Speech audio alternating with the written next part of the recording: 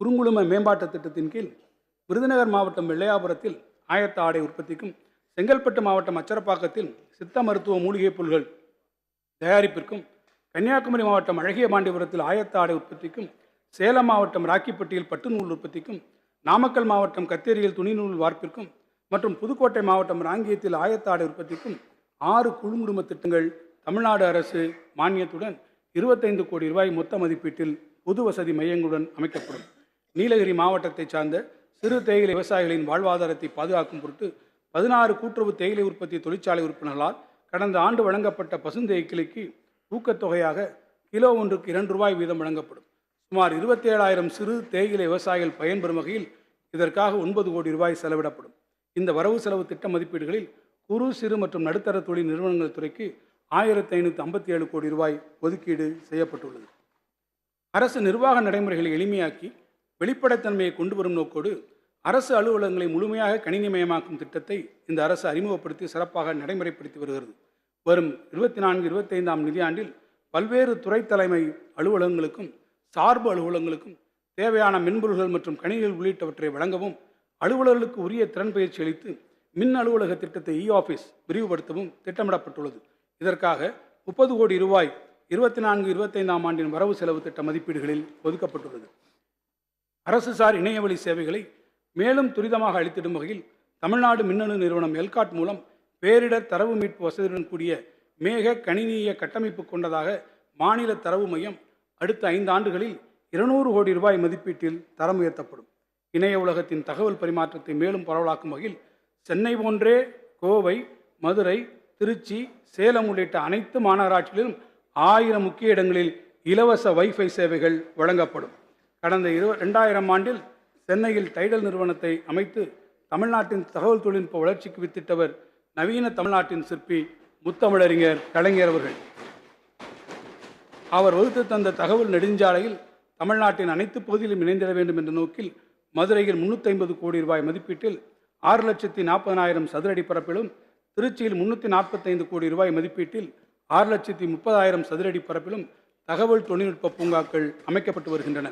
மேலும் தஞ்சாவூர், சேலம், வேலூர், திருப்பூர், தூத்துக்குடி ஆகிய இடங்களில் புதிய தகவல் தொழில்நுட்ப பூங்காக்கள் நியூ டைடல் பார்க்ஸ் அமைக்கப்பட்டு வருகின்றன. இதன் மூலம் 13,000 நபர்களுக்கு வேலைவாய்ப்பு உருவாக்கப்படும். உலக அளவில் அண்மை காலத்தில் பெரும் தாக்கத்தை ஏற்படுத்தியுள்ள புதிய தொழில்நுட்பமான செயற்கை நுண்ணறிவு ஆர்டிஃபிஷியல் இன்டெலிஜென்ஸ் குறித்தும், அது தமிழ் சமூகத்தின் பல்வேறு தரப்பிலும் ஏற்படுத்தக்கூடிய தாக்கங்கள் குறித்தும் இந்த அரசு கவனமுடன் ஆய்வு செய்து வருகிறது. கல்வி, வேலைவாய்ப்பு, தொழில்துறை, ஆராய்ச்சி மற்றும் மருத்துவத்துறைகளில் செயற்கை நுண்ணறிவை பயன்படுத்துவதன் வாய்ப்புகள் குறித்த ஆக்கப்பூர்வமான வழிகாட்டுதலையும், இப்புதிய தொழில்நுட்பத்தின் பயன்பாட்டினை வழிநடத்திட தேவைப்படும் வரையறைகளை தெளிவாக வகுத்திடவும் மாண்புமிகு முதலமைச்சர்கள் தலைமையில் தமிழ்நாடு செயற்கை நுண்ணறிவு இயக்கம், தமிழ்நாடு ஆர்டிஃபிஷியல் இன்டெலிஜென்ஸ் மிஷன் ஒன்று ஏற்படுத்தப்படும். தமிழ்நாட்டின் தலைசிறந்த கல்வி நிறுவனங்களின் பேராசிரியர்கள், மின்னணு தொழில் நிறுவனங்களின் நிர்வாகிகள் மற்றும் துறை வல்லுநர்கள் இந்த அமைப்பில் இடம்பெற்றிருப்பர். நாட்டிலேயே வேகமாக வளர்ந்து வரும் நகரங்களில் ஒன்றான கோயம்புத்தூரில் தகவல் தொழில்நுட்பம், வாழ்வியல் அறிவியல், விண்வெளி, பொறியியல் துறைகளுக்கான ஆராய்ச்சி மற்றும் மேம்பாடு போன்ற உயர் தொழில்நுட்ப அலுவலகங்களுக்கான தேவை அதிகரித்து கொண்டே வருகிறது. இதனை கருத்தில் கொண்டு 20 லட்சம் சதுர அடியில் 2 கட்டங்களாக 1,100 கோடி ரூபாய் மதிப்பீட்டில் அதிநவீன வசதியுடன் தகவல் தொழில்நுட்ப பூங்கா கோவை விளாங்குறிச்சியில் அமைக்கப்படும். நீரின்றி அமையாது உலகு என்பதை நன்கு உணர்ந்துள்ள இந்த அரசு மாநிலத்தின் நீர் வளங்களை உரிய முறையில் பராமரித்து பாதுகாப்பதற்கென பல்வேறு முயற்சிகளை மேற்கொண்டு வருகிறது. அண்மையில் மிக்ஜாம் புயலால் சென்னை மற்றும் சுற்றியுள்ள மாவட்டங்களில் புயல் வெள்ளத்தால் பாதிக்கப்பட்ட பகுதிகளில் 350 கோடி ரூபாய் மதிப்பீட்டில் 22 நிரந்தர வெள்ளத்தடுப்பு பணிகள் நடைபெற்று வருகின்றன. தென் மாவட்டங்களில் வரலாறு காணாத மழை வெள்ளத்தால் ஏற்பட்ட பாதிப்பினை சீரமைப்பதற்கு 250 கோடி ரூபாய் மதிப்பீட்டில் பல்வேறு நிரந்தர வெள்ள தணிப்பு பணிகள் மேற்கொள்ளப்பட்டு வருகின்றன. பருவகால மழைநீரை முறையாக சேமிக்கவும், பாசனத்திற்கு உரிய நீரை உறுதி செய்யவும் வரும் நிதியாண்டில் தரைகீழ் தடுப்பணை, கால்வாய் சீரமைப்பு, புதிய அணைக்கட்டு போன்ற நீர் செறிவூட்டும் கட்டுமானங்களும் நீர்ப்பாசன பராமரிப்பு பணிகளும் 734 கோடி ரூபாய் மதிப்பீட்டில் மேற்கொள்ளப்படும். அணைகள் மற்றும் கதவணைகளில் பழுதடைந்துள்ள கதவுகளை மாற்றி புதிய கதவுகள் அமைத்திடவும், பழுது பார்த்து பராமரிக்கவும் 66 கோடி ரூபாய் மதிப்பீட்டில் பணிகள் மேற்கொள்ளப்படும். தமிழ்நாட்டில் காவிரி வடிநிலத்தில் நீர் மேலாண்மையினை திறம்பட செய்யும் பொருட்டு கல்லணை கால்வாயினை நீட்டித்தல், புனரமைத்தல் மற்றும் நவீனமயமாக்குதல் திட்டத்தின் முதல் கட்டமாக 1037 கோடி ரூபாய் மதிப்பீட்டில் பணிகள் மேற்கொள்ளப்பட்டு நிறைவு பெறும் தருவாயில் உள்ளன. தற்போது இரண்டாம் கட்டமாக வரும் நிதியாண்டில் 400 கோடி ரூபாய் மதிப்பீட்டில் பணிகள் மேற்கொள்ளப்படும். இதன் மூலம் தஞ்சாவூர் மற்றும் புதுக்கோட்டை மாவட்டங்களில் உள்ள 2.3 லட்சம் ஏக்கர் பாசன நிலங்கள் பயன்பெறும். மாநிலத்தில் உள்ள நீர்வளங்களின் மேலாண்மையை திறம்பட மேற்கொள்வதற்கு தமிழ்நாடு நீர்வள தகவல் மற்றும் மேலாண்மை அமைப்பை 30 கோடி ரூபாய் மதிப்பீட்டில் செயல்படுத்த அரசு ஒப்புதல் அளித்துள்ளது. இந்த இணைய தகவல் தளம் விரைவில் தொடங்கப்படும். இந்த வரவு செலவு திட்ட மதிப்பீடுகளில் நீர்வளத்துறைக்கு 8398 கோடி ரூபாய் ஒதுக்கீடு செய்யப்பட்டுள்ளது. மாண்புமிகு தமிழ்நாடு முதலமைச்சர் அவர்கள் அறிவித்தபடி வரும் 2030ஆம் ஆண்டிற்குள் தமிழ்நாட்டினை $1 டிரில்லியன் பொருளாதாரம் கொண்ட மாநிலமாக மாற்றுவதற்கு தற்போதைய மின் தேவையை காட்டிலும் 2 மடங்கு கூடுதலான மின்சாரம் தேவைப்படும் என்பது குறிப்பிடத்தக்கது. இந்த உயர் இலக்கினை அடைவதற்கு வரும் காலங்களில் பசுமை ஆற்றல் முக்கிய பங்காற்றிடும். வரும் 2030ஆம் ஆண்டிற்குள் 100 பில்லியன் யூனிட் கூடுதல் புதுப்பிக்கத்தக்க பசுமை ஆற்றலை தமிழ்நாட்டில் உருவாக்கி நாட்டிலேயே தமிழ்நாட்டினை முதன்மை மாநிலமாக மாற்றுவதற்கு உரிய திட்டங்கள் வகுக்கப்படும். அந்த இலக்கை நோக்கிய பசுமை பயணத்தில் முதல் கட்டமாக பசுமை ஆற்றல் நிறுவனம் ஒன்று அமைக்கப்பட்டுள்ளது. சூரிய மின்சக்தி மற்றும் காற்றாலை மின் உற்பத்தியோடு பசுமை ஹைட்ரஜன், நீரேற்று புனல் மின் உற்பத்தி மற்றும் பிற புதிய பசுமை ஆற்றல் முயற்சிகள் உள்ளிட்ட அனைத்து பணிகளையும் இந்நிறுவனம் செயல்படுத்தும். அண்மையில் நடைபெற்ற உலக முதலீட்டாளர்கள் மாநாட்டில் 18,423 மெகாவாட் பசுமை ஆற்றல் ஆதாரங்களை தமிழ்நாட்டில் அமைப்பதற்கான 32 புரிந்துணர்வு ஒப்பந்தங்கள் கையெழுத்தாகியுள்ளன.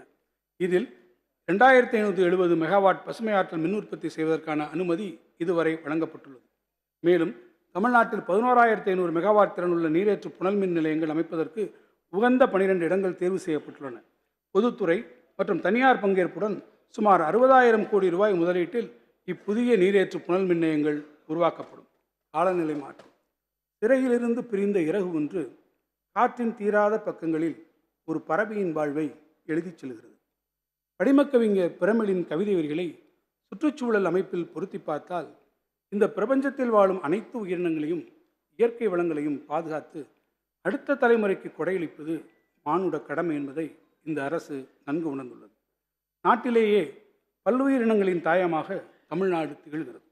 இருப்பினும் மாறிவரும் கால சூழ்நிலையில் உலகெங்கிலும் உள்ள சில அரிய வகை உயிரினங்கள் அழிந்து வரும் நிலை காணப்படுவதால் அவ்வகை உயிரினங்களை பாதுகாத்திட வேண்டிய தேவை குறித்து பன்னாட்டு இயற்கை பாதுகாப்பு அமைப்பு international union for conservation of nature உட்பட பல அமைப்புகள் தொடர்ந்து வலியுறுத்தி வருகின்றன.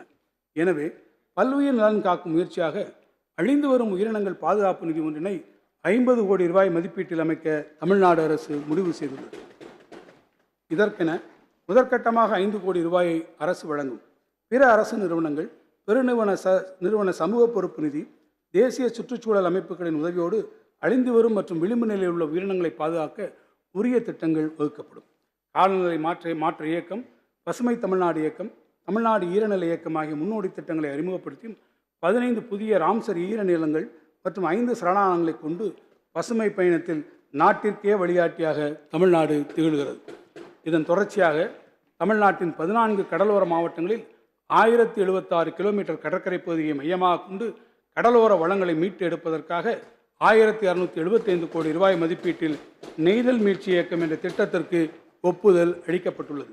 கடற்கரையோர பல்லுயிர் பெருக்கம், கடற்கரை பாதுகாப்பு, கடற்கரை ஓர சமூகங்களின் வாழ்வாதாரத்தை மேம்படுத்துதல் மற்றும் கடலோரப் பகுதிகளில் மாசு கட்டுப்பாடு உள்ளிட்ட 4 முக்கிய நோக்கங்களை கொண்டுள்ளது இத்திட்டம். இத்திட்டத்தின் மூலம் நீல பொருளாதாரத்தின் திறனை பயன்படுத்திக் கொள்வதுடன் சதுப்பு நிலங்கள், பவளப்பாறைகள் மற்றும் உப்பு சதுப்பு நிலங்களை மீட்டெடுக்கும் பணிகளும் மேற்கொள்ளப்படும். அலையாத்தி காடுகளை மேங்க்ரோவ்ஸ் பாதுகாப்பது, மன்னார் வளைகுடாவில் உள்ள கரியாச்செல்லி தீவு பகுதிகளில் பவளப்பாறைகளை புனரமைக்கும் திட்டம் ஆகிய பணிகளும் நடைமுறைப்படுத்தப்படும். இத்திட்டத்தின் கீழ் செங்கல்பட்டு மாவட்டம் கடம்பூர் பகுதியில் 137 ஹெக்டேர் பரப்பளவில் லண்டன் கியூ கார்டன் நிறுவனத்தின் துணையோடு 345 கோடி ரூபாய் மதிப்பீட்டில் மாபெரும் பல்லுயிர் பாதுகாப்பு பூங்கா ஒன்று அமைப்பதற்கான பணிகள் தொடங்கப்பட்டுள்ளன. மேலும் நாகப்பட்டினம் மாவட்டம் மற்றும் சென்னை ஆகிய பகுதிகளில் கடல் ஆமை பாதுகாப்பு மையங்கள் மற்றும் தஞ்சாவூர் மாவட்டம் மனோரா பகுதியில் சர்வதேச கடற்பசு பாதுகாப்பு மையம் ஒன்றும் அமைக்கப்படும். எண்ணூர் கடற்கழி பகுதியினை எண்ணூர் கிரீக் 40 கோடி ரூபாய் மதிப்பீட்டில் பாதுகாத்து மீட்டெடுப்பதற்கான பணிகள் செயல்படுத்தப்படும். தமிழ்நாட்டில் உள்ள கடற்கரைகளை உலகத்தரம் வாய்ந்த வசதிகளுடன் மேம்படுத்த பல்வேறு நடவடிக்கைகளை இந்த அரசு மேற்கொண்டு வருகிறது. முதற்கட்டமாக செங்கல்பட்டில் உள்ள கோவளம் கடற்கரைக்கு நீலக்கொடி சான்றிதழ் பெறப்பட்டது. அதன் தொடர்ச்சியாக சென்னையில் மெரினா கடற்கரை, ராமநாதபுரத்தில் அரியமான், தூத்துக்குடியில் காயல்பட்டினம், திருநெல்வேலியில் கோடாவிளை, நாகப்பட்டினத்தில் காமேஸ்வரம், புதுக்கோட்டையில் கட்டுமாவடி, கடலூரில் சில்வர் கடற்கரை, விழுப்புரத்தில் மரக்காணம் ஆகிய இடங்களில் உள்ள முக்கிய கடற்கரை பகுதிகளை தேர்ந்தெடுத்து 250 கோடி ரூபாய் மதிப்பீட்டில் பல மேம்பாட்டு திட்டங்களை நடைமுறைப்படுத்தி நீலக்குடி கடற்கரைகள் சான்றுகளை பெற திட்டமிடப்பட்டுள்ளது. நெகிழி கழிவு மேலாண்மை வசதிகளை அமைப்பதில் கடற்கரை சமூகங்களை சார்ந்த இளைஞர்களை ஈடுபடுத்தவும், கைவிடப்பட்ட மற்றும் பயனற்ற மீன்பிடி கருவிகளை அகற்றவும், நெகிழி கழிவுகளுக்கான சுழற்சி பொருளாதார தீர்வுகளை செயல்படுத்தவும் திட்டமிடப்பட்டுள்ளது. தமிழ்நாட்டின் கடைக்கோடி கிராமங்களுக்கும் தரமான போக்குவரத்து சேவைகளை தொடர்ந்து வழங்கிட புதிய பேருந்துகளை வாங்க வேண்டிய தேவை எழுந்துள்ளது. இந்நிதியாண்டில் 3000 புதிய பேருந்துகள் கொள்முதல் செய்யப்படும். இது மட்டுமன்றி ஜெர்மன் வளர்ச்சி வங்கி KfW நிதியுதவியுடன் 500 மின் பேருந்துகள் கொள்முதல் செய்து இந்த நிதியாண்டிலேயே செயல்பாட்டுக்கு கொண்டு வரப்படும். கடந்த 1997ஆம் ஆண்டில் முத்தமிழறிஞர் கலைஞர் அவர்கள் அறிமுகப்படுத்திய சிற்றுந்து மினி பஸ் திட்டம் தமிழ்நாடெங்கும் பெரும் வரவேற்பை பெற்றது. தற்போது வேகமாக வளர்ச்சியடைந்து வரும் நகரங்களை ஒற்றிய ஊரகப் பகுதிகளிலும் போக்குவரத்து சேவையை வழங்கிடும் நோக்கில் மாற்றியமைக்கப்பட்ட விதிமுறைகளுடன் சிற்றுந்து திட்டம் தமிழ்நாட்டில் விரிவுபடுத்தப்படும். இந்த வரவு செலவு திட்டத்தில் மகளிருக்கான இலவச பேருந்து கட்டண மானியத்திற்காக 3050 கோடி ரூபாய், மாணவர்களுக்கான பேருந்து கட்டண மானியத்திற்காக 1521 கோடி ரூபாய் மற்றும் டீசல் மானியத்திற்காக 1800 கோடி ரூபாய் ஒதுக்கீடு செய்யப்பட்டுள்ளது. தினந்தோறும் சுமார் 3 லட்சம் பயணிகள் விரும்பி பயணிக்கும் சென்னை மெட்ரோ ரயில் திட்டத்தின் 2ஆம் கட்ட பணிகள் 63,246 கோடி ரூபாய் செலவில் 119 கிலோமீட்டர் தூரத்திற்கு 3 வழித்தடங்களில் துரிதமாக நடைபெற்று வருகின்றன. முதற்கட்டமாக பூந்தமல்லி முதல் கோடம்பாக்கம் வரையிலான உயர் வழித்தடம் வரும் 2025ஆம் ஆண்டு டிசம்பர் மாதத்தில் பயன்பாட்டுக்கு கொண்டு வரப்படும்.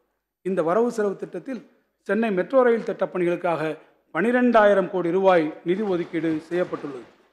கோவை மாநகரில் அவனாசி சாலை மற்றும் சத்தியமங்கலம் சாலை வழித்தடங்களில் மெட்ரோ ரயில் திட்டத்திற்கென 10,740 கோடி ரூபாய் மதிப்பீட்டிலும், மதுரை மாநகரில் திருமங்கலம் மற்றும் ஒத்தக்கடை பகுதியை இணைத்திடும் வகையில் 11,368 கோடி ரூபாய் மதிப்பீட்டிலும் தயாரிக்கப்பட்ட விரிவான திட்ட அறிக்கைகளை ஒன்றிய அரசுக்கு ஒன்றிய அரசின் மூலதன பங்களிப்பு பெறுவதற்காக அனுப்பி வைக்கப்பட்டுள்ளது.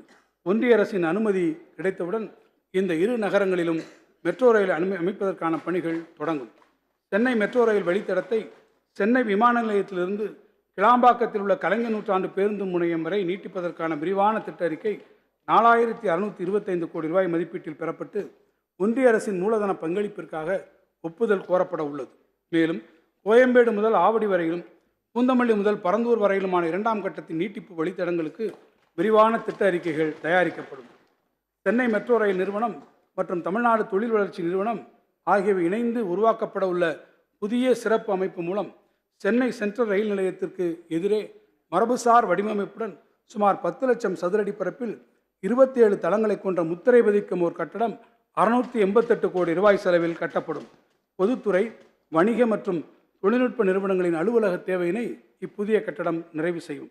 தற்போதுள்ள பிராட்வே பேருந்து நிலையம் மற்றும் அருகில் உள்ள குரலகம் கட்டடம் அமைந்துள்ள பகுதியில் ஒருங்கிணைந்த பன்முக போக்குவரத்து வசதியில் கொண்ட பேருந்து நிலையம் மற்றும் உயர்தர நவீன வசதியில் கொண்ட அலுவலக வளாகம் ஒன்று 823 கோடி ரூபாய் செலவில் உருவாக்கப்படும். இதில் அமைய உள்ள நவீன வசதியுடன் கூடிய பேருந்து நிலையம் அமைத்திட தேவையான 200 கோடி ரூபாய் நிதியை அரசு வழங்கிடும். அண்ணா நகர் மேற்கு, கலைஞர் நகர் மற்றும் மந்தைவெளியில் அமைந்துள்ள பேருந்து நிலையங்கள் மற்றும் பணிமனைகளை தரம் உயர்த்தி நவீன வசதிகளுடன் கூடிய அலுவலகங்களும் வணிக வளாகங்களும் உருவாக்க விரிவான திட்ட அறிக்கைகள் தயாரிக்கப்படும். ஆதி திராவிடர் மற்றும் பழங்குடியினர் சமூகத்தை சார்ந்த தொழில் முனைவோர்களின் பொருளாதார வளர்ச்சியை ஊக்குவிக்கும் பொருட்டு கடந்த ஆண்டு அறிமுகப்படுத்தப்பட்ட அண்ணல் அம்பேத்கர் தொழில் முன்னோடிகள் திட்டம் மகத்தான வரவேற்பை பெற்றுள்ளது.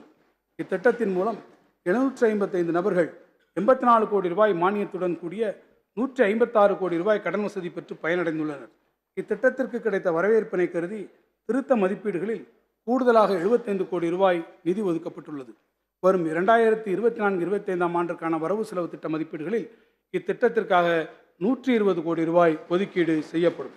மேலும் அண்மையில் அறிமுகப்படுத்தப்பட்ட சிஎம் அரைஸ் என்ற புதிய திட்டத்தின் கீழ் தொழில் தொடங்குவதற்கு 35% வட்டி மானியத்துடன் 10 லட்சம் ரூபாய் வரை தொழில் முனைவோர் கடன் பெறலாம். இத்திட்டத்தை நடைமுறைப்படுத்த வரும் ஆண்டில் 50 கோடி ரூபாய் நிதி ஒதுக்கப்படும். நகர்ப்புற பகுதிகளிலும் ஊரக பகுதிகளிலும் ஆதிதிராவிடர் குடியிருப்புகளில் முழுமையான சமூக பொருளாதார வளர்ச்சி ஏற்படுத்தும் வகையில் அடிப்படை கட்டமைப்பு வசதிகளை மேம்படுத்திட அயோத்திதாச பண்டிதர் குடியிருப்புகள் மேம்பாட்டு திட்டத்தின் கீழ் 230 கோடி ரூபாய் நிதி ஒதுக்கப்படும். இத்திட்டத்தின் கீழ் ஆதிதிராவிடர் மற்றும் பழங்குடியினர் மற்றும் மக்கள் பயன்பெறும் வகையில் திருமணக்கூடம், உள் விளையாட்டுக் கூடம், கற்றல் மற்றும் பயிற்சி மையம் போன்ற வசதிகள் கொண்ட 120 சமூக கூடங்கள் சுமார் 100 கோடி ரூபாய் மதிப்பீட்டில் கட்டப்படும். உடனுக்குடன் செய்திகளை தெரிந்து கொள்ள சன் நியூஸ் பெல் ஐகானை கிளிக் பண்ணுங்க.